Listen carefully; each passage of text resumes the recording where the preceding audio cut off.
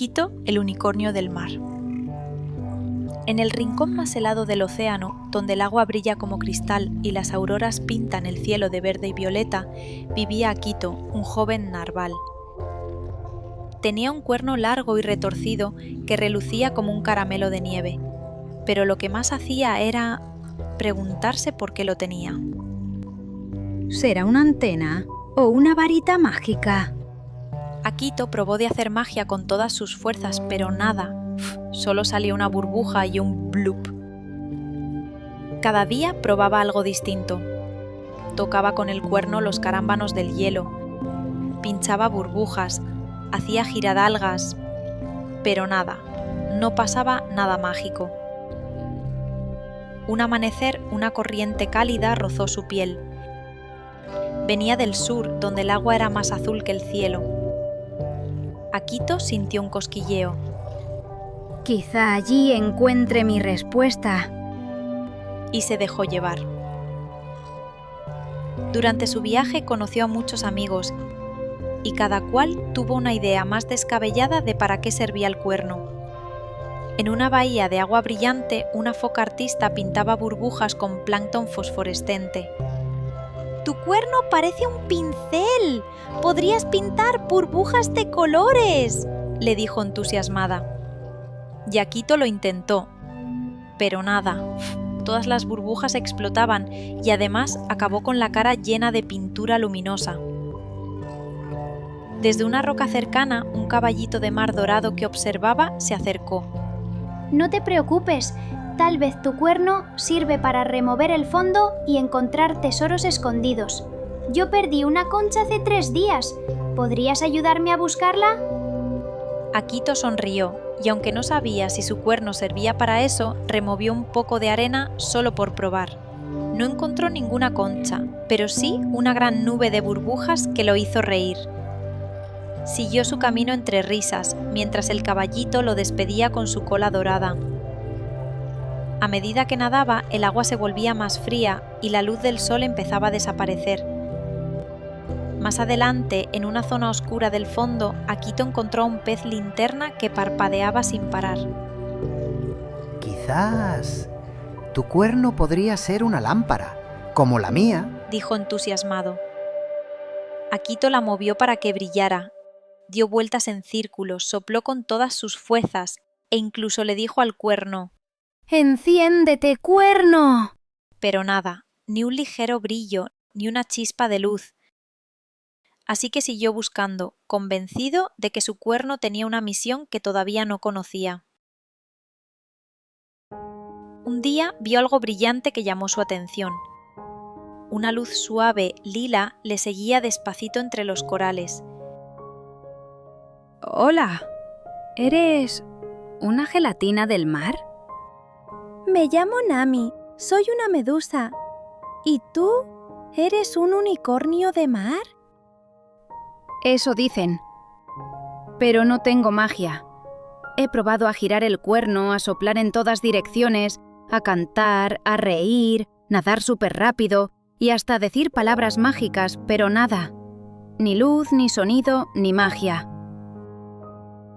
Quizá la magia no siempre se nota. A veces solo se despierta cuando la necesitas de verdad.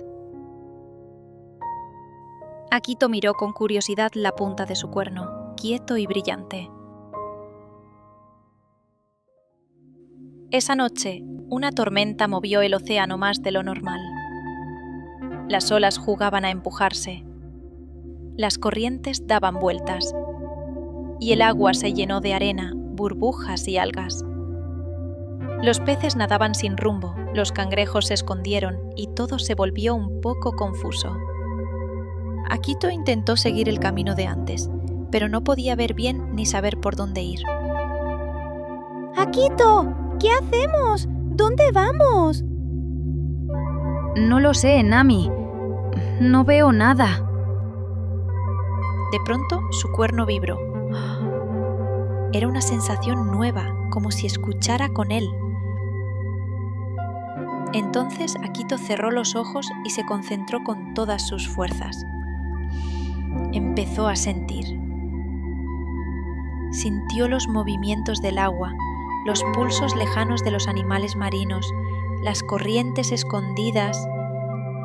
Su cuerno era un radar, y el mar parecía susurrarle el camino correcto. ¡Eso es! Tenemos que seguir esa corriente. Por ahí saldremos.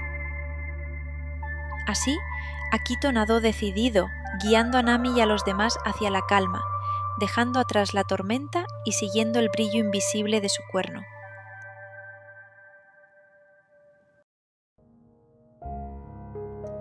Cuando el mar volvió a la calma, Nami lo miró asombrada.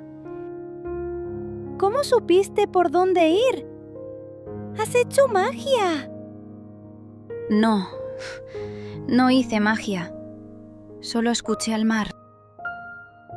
Nami asintió despacio. Entonces tu poder es sentir, incluso con los ojos cerrados. Eso sí que es magia. Desde aquel día, Akito nunca volvió a preguntar para qué servía su cuerno. Ya sabía que no hacía falta tener magia para ser especial. Bastaba con sentir, escuchar y recordar que todos tenemos algo único para ayudar a los demás. Únete a Peque Sapiens y juntos seguiremos viajando por nuevos misterios y aventuras. El vuelo del último guacamayo. En medio de una ciudad enorme, donde los coches rugían día y noche y las luces nunca descansaban, vivía un guacamayo jacinto llamado Yako. Sus plumas eran de un azul tan vivo que parecía hecho con pedacitos de océano y relámpago. Su hogar era el Parque Central, un rincón verde entre el cemento, con un estanque, unos pocos árboles cansados y el eco constante de la ciudad. Por las mañanas lo visitaban los gorriones alegres, los mirlos parlanchines y algún estornino que picoteaba restos de pan. Yako los saludaba con su canto, pero todos sabían que era distinto. Era más grande, más sonoro, más azul. Aún así eran buenos amigos. A veces volaban juntos hasta una ventana alta de un edificio para molestar a un gato dormilón que se creía el rey. Golpeaban el cristal con el pico, hacían piruetas en el aire y salían volando justo cuando el gato despertaba con cara de ofendido. Entre risas y aleteos el parque volvía a llenarse de vida, pero cuando el juego terminaba y el sol bajaba entre los árboles, Yako se quedaba mirando su reflejo en el agua. El estanque devolvía un destello que lo descolocaba. A su alrededor, ningún otro tenía plumas como las suyas. ¿Por qué no hay nadie más como yo? Susurraba. De noche, mientras las farolas se encendían, miraba hacia los edificios altísimos, imaginando que detrás de ese horizonte quizá habría otro cielo, donde su azul no fuera una rareza. Pero nunca se había atrevido a salir del parque.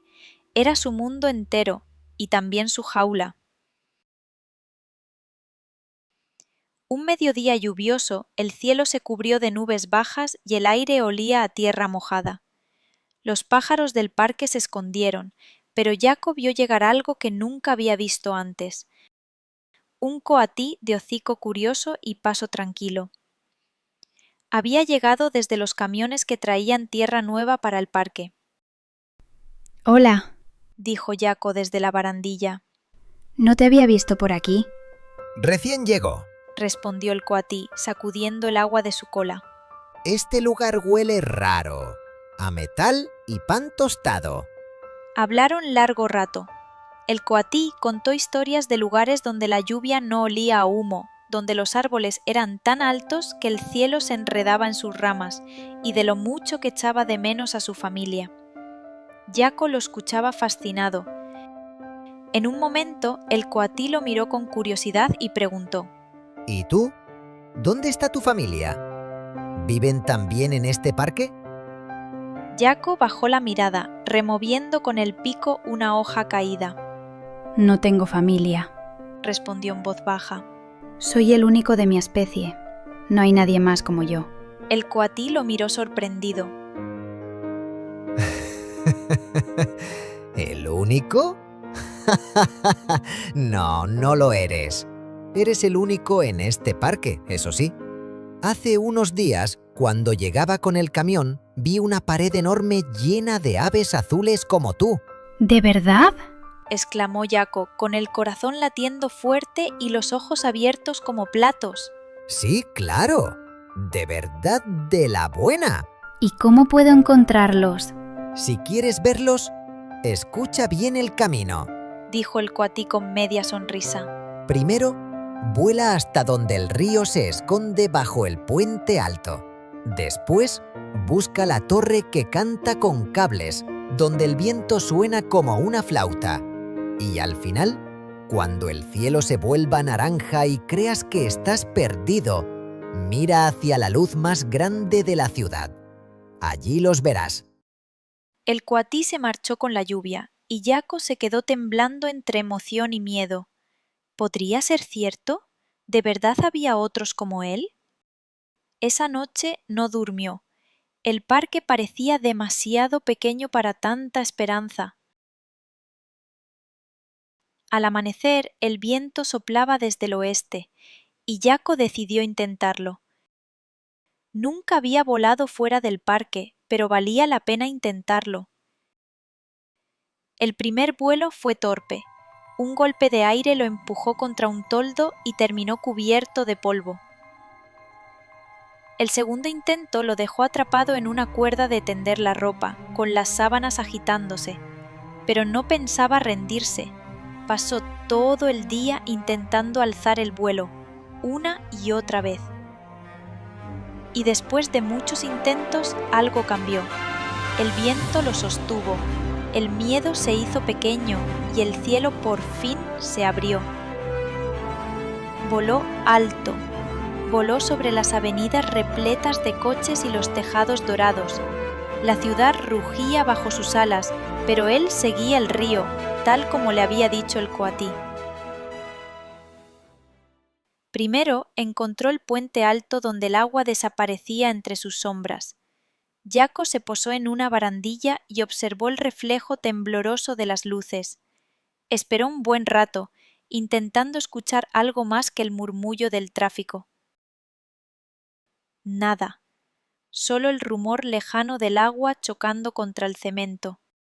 Después busca la torre que canta con cables.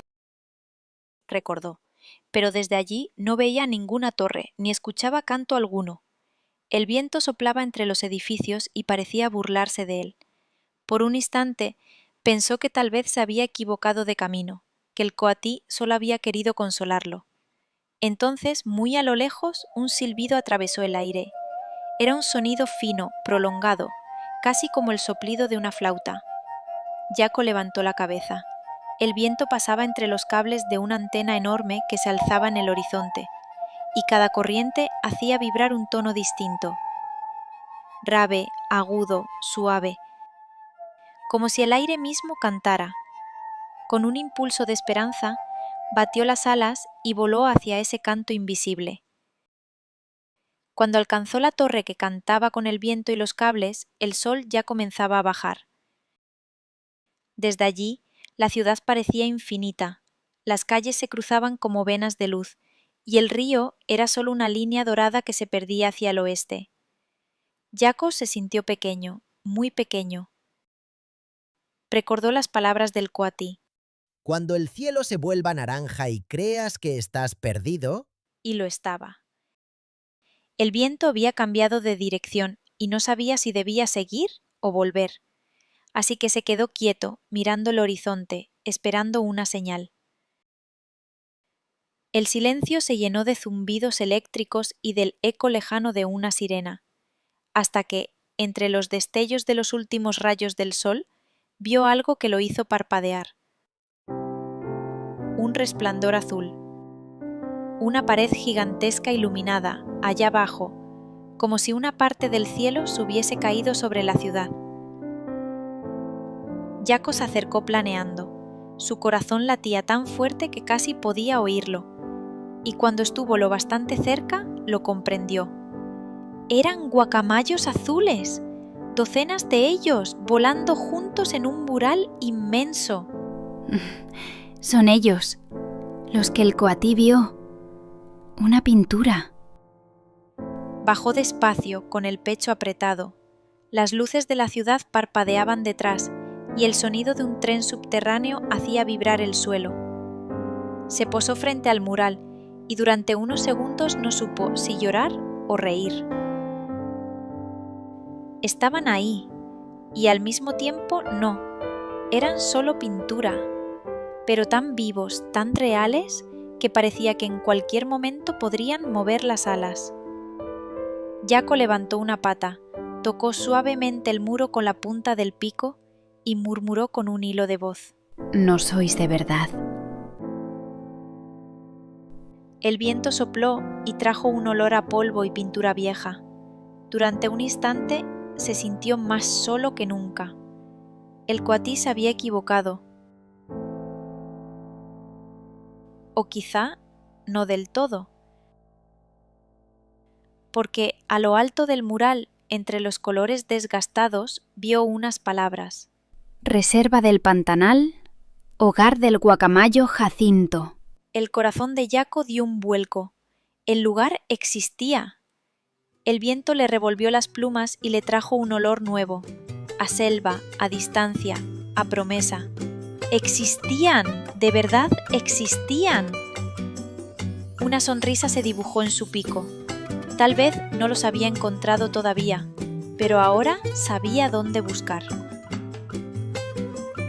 Esa noche, Yaco se acurrucó sobre una farola frente al cartel iluminado.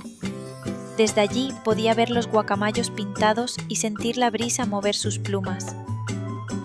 El cartel brillaba con los reflejos de la luna y las luces de la ciudad. Los encontraré, cueste lo que cueste. Y en su sueño voló sobre un río inmenso, donde cientos de guacamayos azules lo esperaban, llenando el cielo con su canto. Continuará.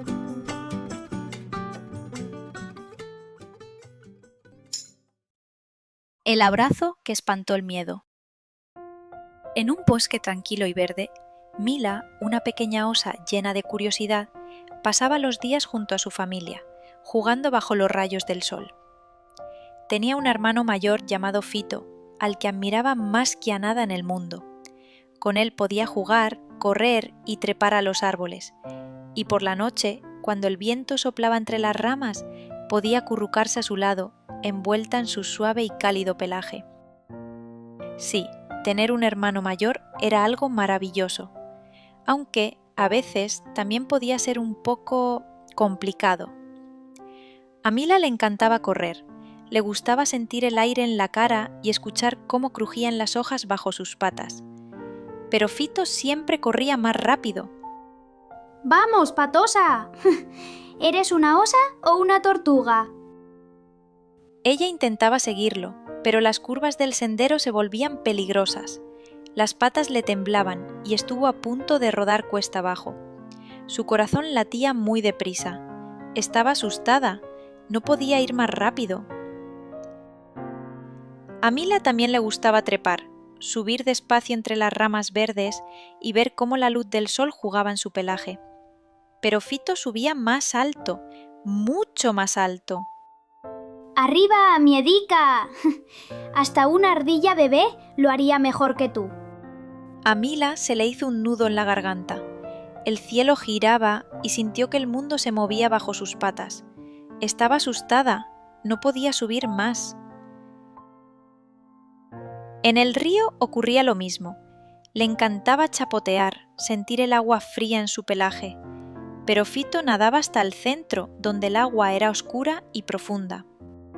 ¡Vamos, salmoncito! El agua no muerde. Mila abrió los ojos de par en par. El fondo se perdía en la sombra. El corazón le dio un vuelco. Las aguas hondas daban miedo, mucho miedo. Y esa noche, mientras las gotas golpeaban las hojas del bosque, Mila empezó a temer más cosas. Las ramas que crujían, el río crecido, el viento que aullaba entre los árboles. Había tantas cosas a las que temer. Por suerte, alguien lo notó. Era su mamá. Cuando llegó la noche y todos se acomodaron en la guarida, la mamá se tumbó cerca y le susurró. ¿Qué pasa, Mila? ¿No puedes dormir? Mila tenía muchas dudas. No sabía si explicarle a su mamá que tenía mucho miedo. ¿Y si era absurdo tener miedo? ¿Y si Fito se reía de ella? Al final solo murmuró. No pasa nada, mamá. Pero Mila no podía dormir. No había manera, Se lo contaré mañana. pensó. Se relajó y se quedó dormida. A la mañana siguiente, mientras el sol pintaba de dorado las hojas, Mila se acercó a su madre, se armó de valentía y le dijo: Mamá, ¿tú tienes miedo alguna vez? Oh, sí. Tengo miedo de muchas cosas. Nuestro bosque es hermoso, pero también puede ser peligroso. Por eso observamos bien el camino antes de correr, probamos cada rama antes de subir y nadamos solo donde el agua es tranquila. Tener miedo no es malo. El miedo nos enseña a cuidar de nosotros y de los que queremos. Entonces, ¿está bien tener miedo? Claro, así es como aprendemos a ser valientes de verdad. Solo hay una cosa que me da mucho miedo. Que te pase algo a ti, a Fito o a papá. Justo entonces llegaron los dos. Papá oso sonrió y dijo: Yo también tengo miedo, ¿sabes? Fito bajó las orejas, algo avergonzado. Perdón por haberte asustado, Mila. Cuando yo era pequeño, también tenía miedo. Ese día los 4 salieron a jugar. Corrieron, pero sin prisas. Trepaban solo hasta las ramas seguras. Nadaron, pero en las aguas claras y poco profundas. La luna apareció y el bosque se volvió de plata. El viento era suave y las estrellas titilaban entre las hojas. Mila miró a su familia y sonrió. De pronto se dio cuenta de que su miedo se había marchado. O tal vez no se había ido, simplemente se había vuelto pequeño, tan pequeño como para caber, sin estorbar, en su corazón valiente. Rumi y el misterio de las semillas perdidas. En un rincón tranquilo del campo, donde los girasoles se dormían con el viento, vivía Rumi, un pequeño hámster de pelaje color avellana. Rumi era ordenado, muy ordenado. Tenía su madriguera bajo el suelo del granero viejo, donde guardaba una a una sus semillas para el invierno. Cada noche revisaba su despensa, contaba las semillas, las colocaba por tamaño y cuando todo estaba en su sitio, suspiraba feliz. Nada como tener la barriga llena y la casa ordenada. Pero una mañana, al despertar, algo no cuadraba. Su despensa estaba vacía. Rumi se frotó los ojos, miró una vez, 2, 3. Ni una sola semilla quedaba. ¿Quién ha sido? ¡Alguien ha robado mi comida! Subió corriendo al granero. Las tablas crujían bajo sus patitas. Un hilo de luz se colaba por los agujeros del techo, iluminando el polvo dorado que flotaba como estrellas lentas. Entonces, Rumi escuchó un murmullo en lo alto, un suave batir de alas. Alzó la mirada. Colgado del techo dormía Luno, el murciélago. Rumi dio un paso atrás, asustado. Ha sido él. Siempre está aquí arriba, colgado y callado. Seguro que baja por las noches a robarme. Esa noche decidió montar guardia. Encendió una linterna hecha con una luciérnaga dentro de un frasco y esperó. Esperó y esperó. El viento soplaba entre las rendijas y el viejo reloj del granero marcaba el paso del tiempo con un tic-tac lejano. De pronto, algo revoloteó entre las sombras. Una figura cruzó el haz de luz y desapareció entre las cestas de grano. Rumi dio un salto. ¡Ajá! ¡Te pillé! Corrió con su linterna decidido a enfrentarse al ladrón. Pero cuando llegó, no había nadie. Solo Luno, que que acababa de despertar con cara de sueño. ¿Qué pasa, Rumi? No te hagas el dormido, sé que fuiste tú. Yo no necesito semillas, pequeño. Solo salgo por la noche a cazar mosquitos. Rumi frunció el ceño. Pues entonces, ¿quién? Antes de que pudiera terminar la frase, una pequeña sombra cruzó el granero a toda velocidad.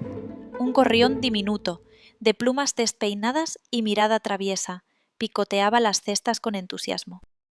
¡Flynn! Gritó Luno. ¡Otra vez tú! Flynn se quedó quieto, con una semilla en el pico, sorprendido. ¿Eh? ¡Oh! No sabía que eran tuyas. Pensé que este granero estaba abandonado. Rumi bajó la linterna. ¿Abandonado? He pasado meses guardando esas semillas. Flynn miró al suelo, avergonzado. Lo siento. Solo quería guardar algunas para el invierno. No pensé que hacían falta a nadie. Luno sonrió, colgando boca abajo. A veces la noche confunde las cosas. No todo el que toma algo lo hace por maldad. Supongo que yo también me he confundido. Miró al Luno con culpa. Creí que tú eras el ladrón. El murciélago rió bajito. No pasa nada. Todos juzgamos demasiado rápido alguna vez. Entonces Rumi tuvo una idea. Abrió un pequeño compartimento de su despensa y dijo: Si quieres, Flynn, puedes quedarte con unas cuantas semillas, pero las demás las guardamos juntos. El gorrión abrió mucho los ojos. ¿Juntos? ¿De verdad? Sí, pero prométeme que preguntarás antes de picotear mis sacos. Flynn asintió entusiasmado. Luno sonrió, extendiendo sus alas. Y por primera vez en muchas noches, el granero no se sintió vacío, sino lleno de voces, risas y amistad. Cuando la luna se alzó sobre el campo, los tres descansaron. Rumi en una camita de paja, Flynn en la viga más alta y Luno colgado del techo, observando con ternura. El viento entraba suave por las rendijas y el polvo del grano brillaba al pasar la luz, como si el granero guardara un secreto nuevo, que a veces el ruido viene de quien solo quiere compañía y el silencio de quien más te cuida.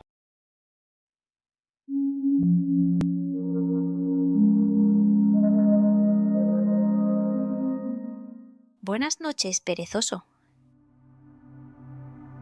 ¿Sabías que los perezosos duermen casi 20 horas al día? Sí, solo están despiertos 4 horitas. Pero en esas 4 horas pueden pasar cosas increíbles. Silo era uno de ellos. Vivía en un árbol altísimo, con ramas tan anchas que parecían brazos gigantes. Dormía entre las hojas, tan quieto que muchos pájaros lo confundían con una parte del tronco. Y lo cierto es que Silo nunca bajaba, nunca. Ni para explorar, ni para beber agua del río, ni siquiera para jugar con sus amigos del suelo. Los demás animales se reían. Silo, si sigues ahí todo el tiempo, te vas a convertir en una planta, le decían los pájaros. Silo sonreía despacio. Quizá, pero seré una planta feliz. A veces, sin embargo, le asaltaban las dudas. Veía a los demás animales corriendo, jugando, viajando, descubriendo cosas nuevas, mientras él solo conocía su árbol. Y pensaba: ¿y si me estoy perdiendo el mundo?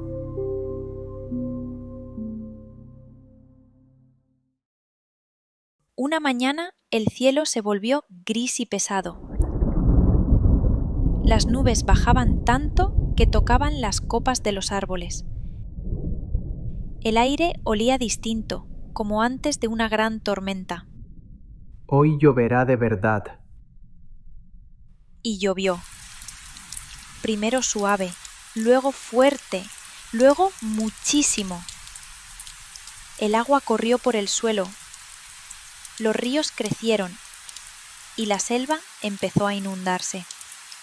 Desde su rama, Silo veía el suelo desaparecer bajo el agua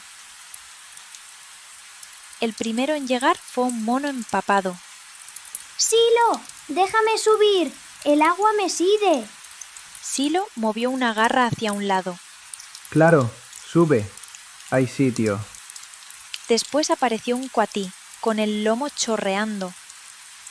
Y más tarde, un jaguar con el pelo empapado. Y hasta un tapir asustado del agua.